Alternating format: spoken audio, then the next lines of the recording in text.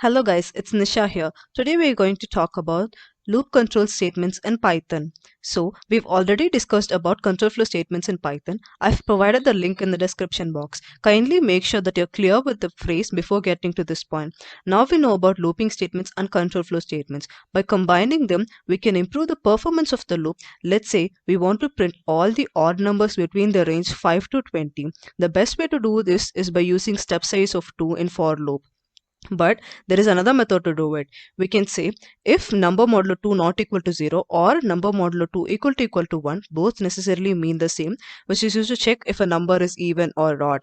And say in the second case, I still want to fine tune my performance of the for or the while loop. Now I want to print 7 is so special when I encounter 7 alone, and I do not want to print 9 as 9 is already in my list of odd numbers. So now I say if number is equal to 9, continue, which will take the control of the program to the loop condition without executing the statement below or simply skipping the steps below the continue. Now, if you feel this is too much to digest, let me start with a simple example.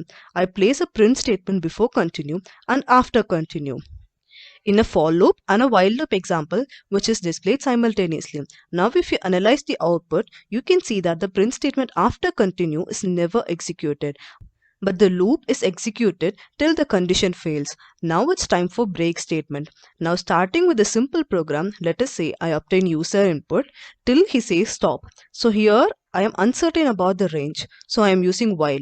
Let me show you how to do this using break statement. Now I say while true, user input is equal to input, please enter the input or stop to exit the loop. If user input is equal to stop, break. Otherwise, it's continued till we give stop as input.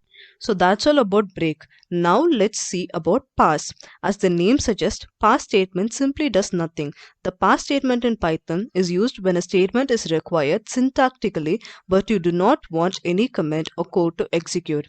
It's like null operation, as nothing will happen when it's executed. Pass statement can also be used for writing empty loops.